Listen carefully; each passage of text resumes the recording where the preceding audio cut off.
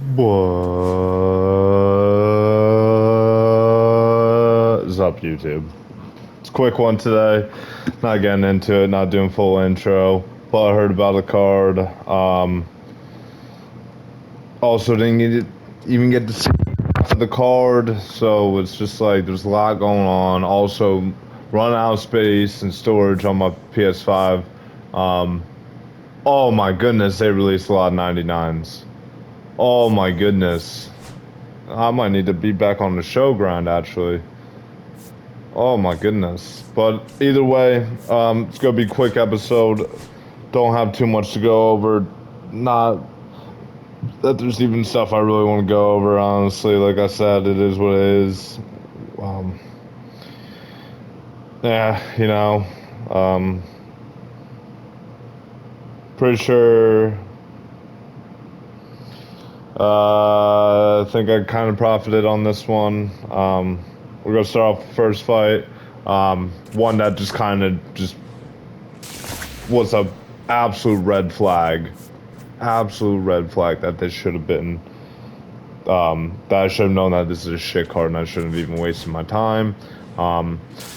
We had Martin Buday defeating Marcus Buchecha by decision. I had Buchecha first round sub. There goes another heavyweight prospect. They're gone. It's over.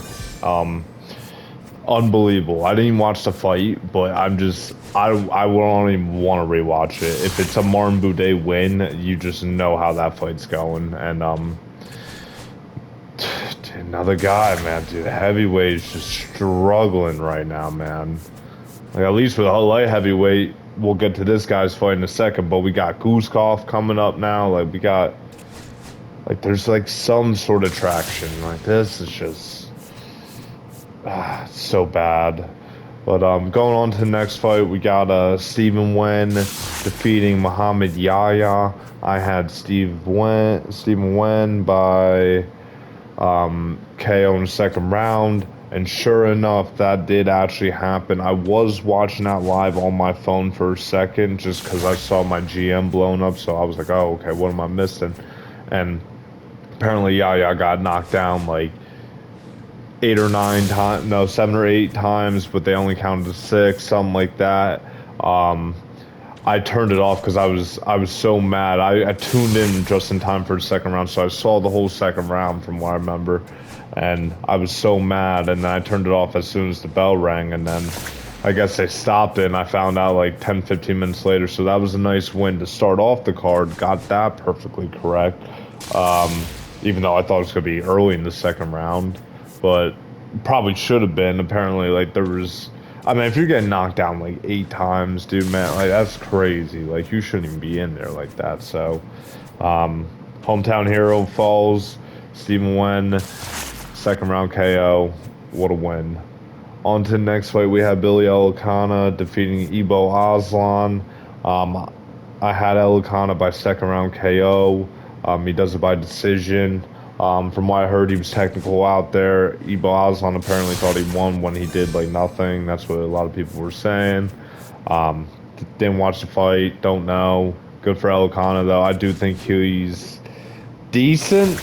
I don't think he's championship talent. I don't think he's even like top 5 yet. But I think there's a world where this guy eventually could break into like a top 10 of a week like heavyweight division. Like he's just technical enough from what I've seen. Kind of was somewhat well-rounded. I don't know. It's so hard to go off of that Kuzkov fight considering that was short notice. That didn't really end well for him. But I'm a little intrigued to see how he does in the next fight. So good for Elkanah. On to the next fight, we have Tabitha Ricci defeating Amanda Hebas. By second round KO. I had Ricci by decision, and I'm going to say robbery. It smelled like a robbery to me. But no, Ricci landed a nasty elbow across the face. I think it did land. I think it landed like right on the orbital bone and not like right in the eye, and it crumpled Hebas. I tuned in just in time to see like that finish because I just wanted to see where we were at in the card, so I didn't miss like the big fights. But Yeah, shout out to Ricci by KO, man. She gets it done. On to the next fight, we got Davy Grant defeating Damon Blackshear by decision. I had Blackshear by decision. Apparently won the first round, lost the last two. Davy Grant, man, just he's man, he's something else. He's like an artifact, like a really really cool artifact. So shout out to him for getting that done for the guys. Tough scene for Blackshear. 1-2 on the year now. Probably takes. Actually, no, I could see him being back in like in November, December. Love the activity though. Didn't really watch the fight, so I don't know too much. But I don't even know if he looked that bad or Davy Graham looked that good. But actually, I think I did hear that Blackshear was kind of basic out there, but it is what it is, man. You know, Davy Grant, he's still got it, which is crazy. So shout out to him. On to the next fight. Muslim Salikov defeated Carlos Leal by first round KO in the first 45 seconds. Um, I wasn't even watching this either, man, but that's tough. I had Leal. I was like, the only way Leal loses this is a robbery decision. I just saw he might have got robbed again, and nope. Salikov still has power, even in his hands.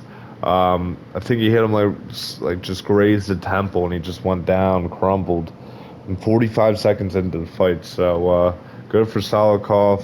That's a tough L for me. Um, um, yeah, I don't even know. Definitely off the layout train now. Like you're getting chinned by Salikov.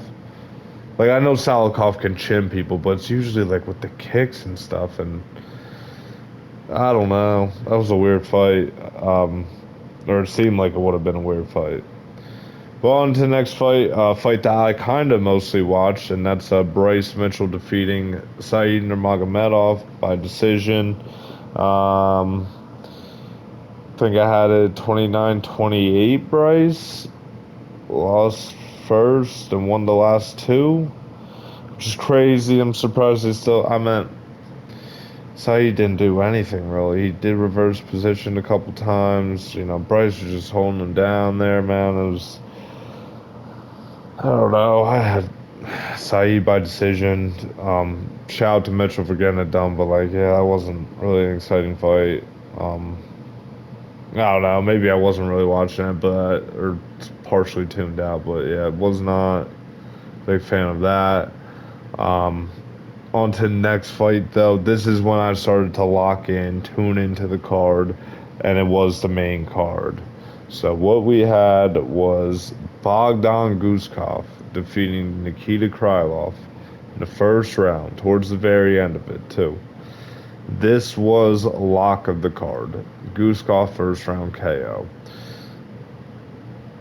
Do I think Guskov beats Krylov if he doesn't come off the Reyes loss very shortly?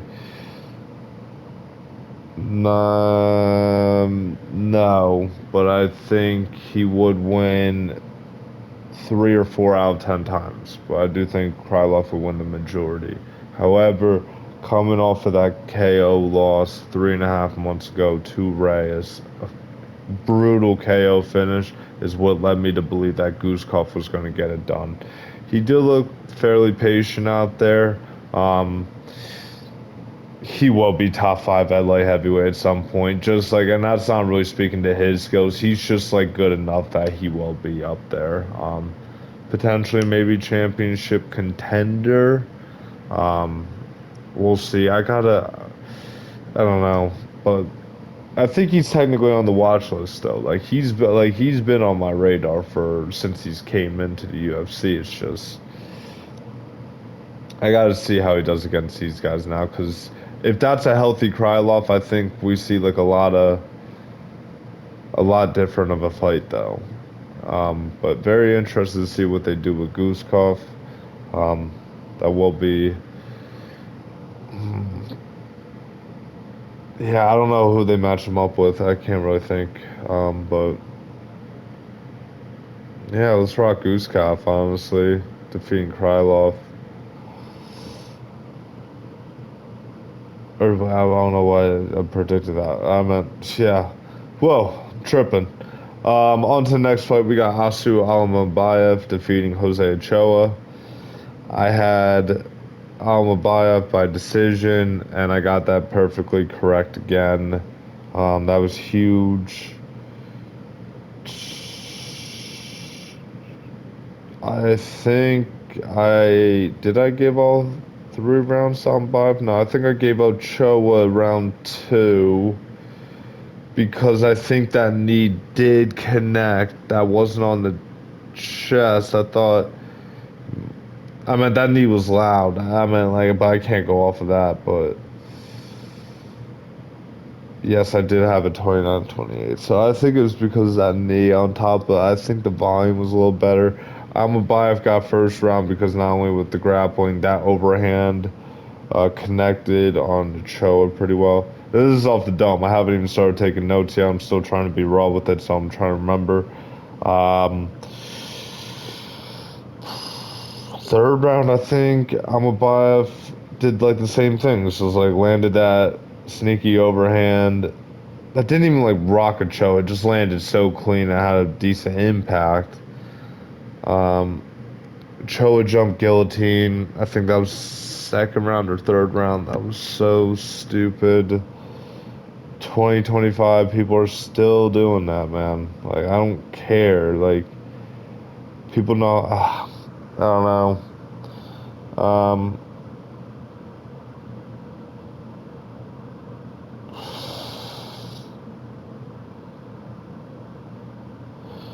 Yeah, I mean, yeah, Almabayev won that. I think the judges gave him 30-27 though, or something like that. Oh my gosh, on verdict they gave him 30-27. That's crazy.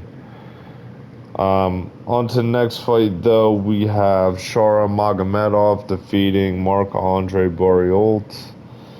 I had Shara by first round KO. Barriault hung in there, man. He's a boot it, you know. Um, it was a pretty crazy fight. That second round was so close just because they both did so much to each other. I leaned Barriault, but I could see potentially 30-27.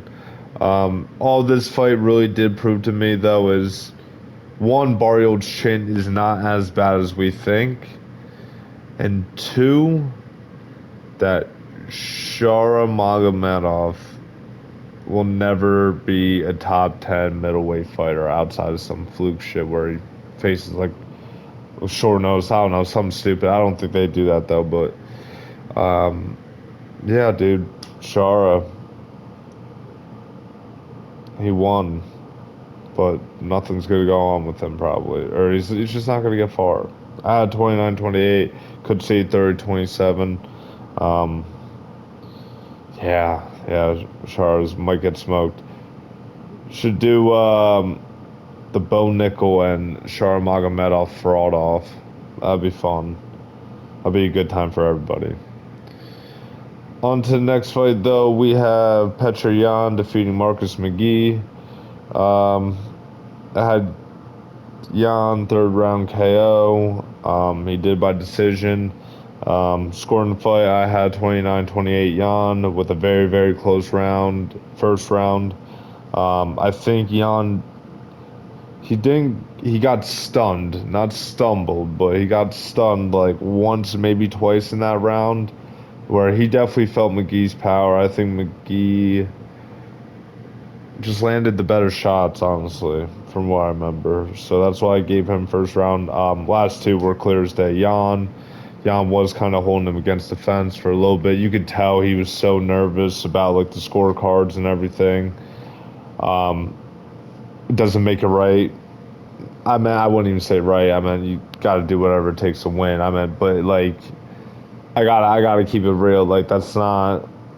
Actually, I'm not even too much of a hater of like the hold people against the fence. And Jan was putting on a pretty entertaining fight until then. It's just sometimes it's just like a little annoying. And I get it though. Like I'm kind of soft. Like I understand you're not trying to always risk it. You know, you're just trying to play it safe. You're trying to win. You're trying to get the money. You're trying to get to the title. All this. So, as much as I kind of want to hate, because I know I do it with other fighters, I just don't. Maybe I'm not doing it because it's Jan, but I don't know. He looked pretty good. Give him the Marab rematch. Um, I don't think he will get as smoked in the rematch as the first fight. But I guess that's almost all a given unless Marab like finishes Jan. The reason why I say that is I know, people talk about the high guard of Jan and how that's always going to be pose so many issues, and I 100% agree. I will still go with Marab just because that high guard that Jan has. I would like to give Jan the benefit of the doubt with this team. I'm going to say that they're going to make some adjustments, maybe try to see if they can find the body shots there that are open and maybe catch Marab coming in. It's like impossible. I know there have been fighters that are faster, that are more rangy than that couldn't do it. Like I said, I'm still leaning Marab. I still think Marab's going to win it, but I think Jan's going to have some moments as opposed to just getting 50-45 and just destroyed there. So I'm a little more intrigued for the rematch, but I mean, I don't know. It doesn't get me as fired up as like a Marab Corey, and even that doesn't really get me fired up. Like a Marab versus like the winner of Umar and Bautista would get me more fired up. But it was a great win for Jan, honestly. On to the main event, we have Rene Davide defeating Robert Whittaker by decision. I had Davide by second round KO. I thought he had him. I really, really thought he did it. But he did not. But it was close. Bobby Knuckles got the first round. RDR definitely got the second round. Bobby Knuckles gets the third round. And then the fourth and the fifth, I give to Derrida. 48-47. I forget what Whittaker really did in the first round to win it. I just don't think RDR was doing that much. Second round, Derrida with the knees, bro, and just putting it on him. Like, I thought there were times where I'm like, oh my gosh, he's going to knock out Robert Whittaker, which would have been awesome. That was like plus 2,800 I was on there. So, that's tough, but either way.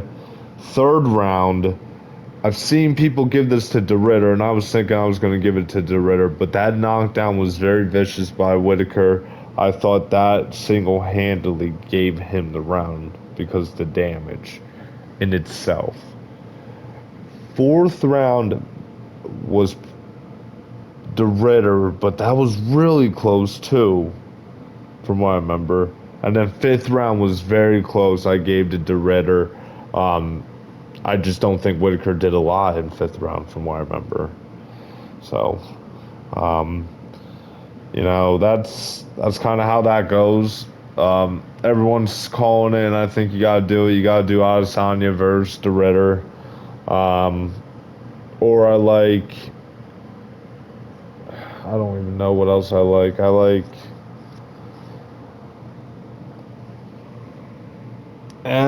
Because he fights pretty often, so I don't want him to face like the loser of Duplessis and Hamza. Like I don't want him to wait that long because if either of those guys lose, you're not seeing them either ever in Hamza probably or like a Duplessis where it's gonna be like 6+ months. So if I'm Derrida, I'm trying to get back in there by the end of the year. I'm trying to get like a high level matchup or something that's really going to solidify me and set me up for a title.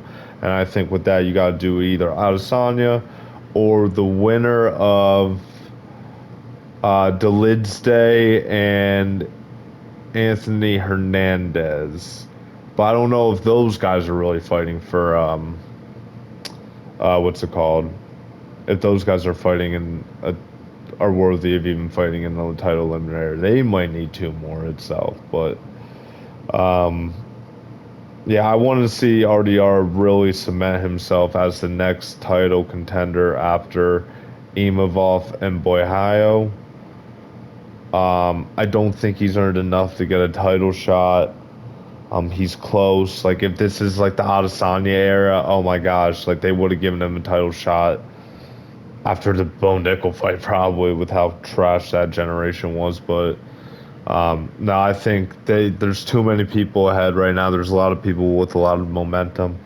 Um, so De Ritter has to fight one more time, set himself up, be next in line, because after this fight, we might not even.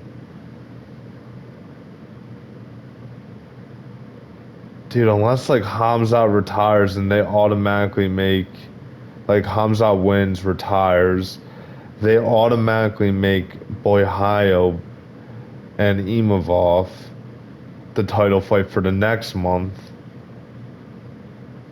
in France on a fight night, which would be crazy for the vacated belt. Unless they do that, the Ritter's sitting down for probably a year and a half unless he keeps fighting because he's not passing either one of those guys. One of those guys getting that next. Unless, actually, no, there are ways where De Ritter could get a title shot next. If both those guys go out there and stink it up, which I think is kind of possible, I think they're going to be very cautious in involving Boyhayo. If both those guys stink it up, and De Ritter maybe faces Adesanya, on that November card, whether it's MSG or I think they're going to Saudi Arabia, something like that, at the end of November. If De Ritter beats Adesanya in November and Imavov and Boyhayo put on like not a good fight, whatever, they will give De Ritter a next title shot because he's already starting to build somewhat of a name. If he were to go out there and beat Bo Nickel, Kevin Holland, Bo Nickel, Robert Whitaker, and Israel Adesanya all in the same calendar year, he's getting the next shot. So honestly, if I'm De Ritter, I try to rush back in there. Not rush, but like get back in there and get it going. Try to get a fight with Adesanya. Maybe depending on how the outcome of the Hernandez and the Lindsay fight is next week, maybe them. But like the only way I see them giving Hernandez I just gave it away. Hernandez is the only guy I can see them potentially giving a title eliminator.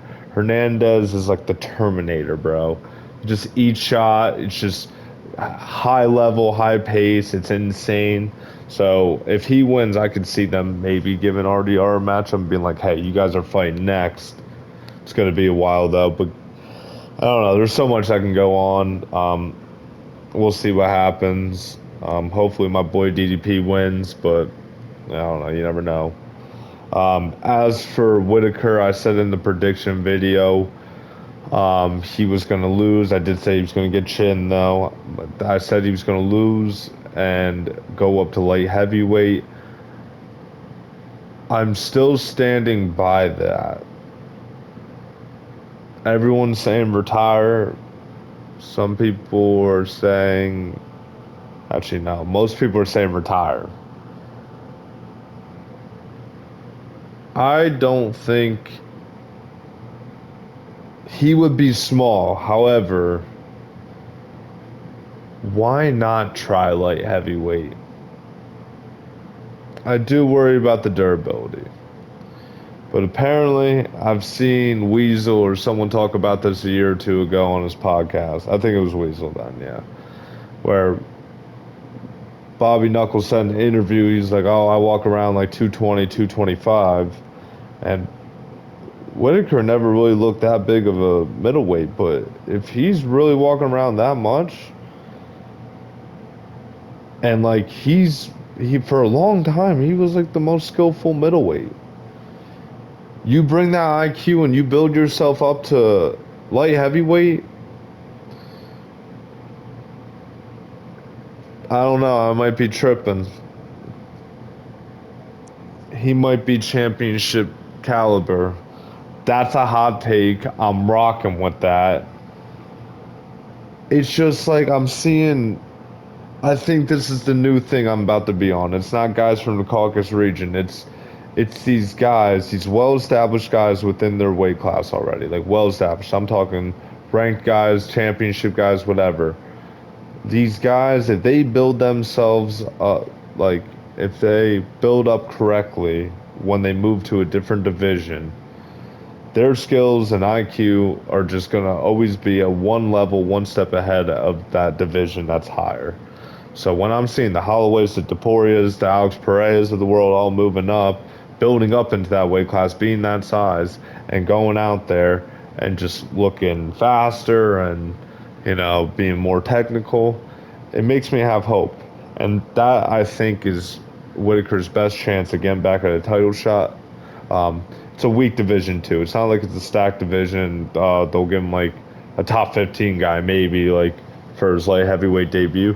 They'll give him probably a top 5 guy at light heavyweight because they need new guys in there. Whitaker's somewhat of a decent name. Um, I mean, he's on co-main, like in non-title fights. He's been on not in non-title fights. He's been like co-main events on pay-per-views, like he was for the Volkanovski and Topuria card like a year and a half ago. So um, I think Whitaker would get a top 5 matchup if he moved up. If he announced tomorrow, I'm moving up to light heavyweight, they would be like, all right, you versus Jan Blachowicz. Granted, I think Whitaker should take like about a year off, really build into that division. Maybe not that much, maybe 9 months, since he's already technically really big. I want to see it. I know. It's maybe crazy, it's whatever. Like, even when I saw that Vittoria and Costa fight a few years ago at 205, like, I don't know why. They just looked better at 205. I kind of wanted them to move up to 205, but I don't know. We'll see what happens. I definitely rambled for way too long. I started getting intrigued with some of these ideas, but that's it, YouTube. I'm done. We're calling it. I'll be back on Thursday or Friday. Probably Thursday. Maybe Friday. I don't know. We'll figure it out. Goodbye.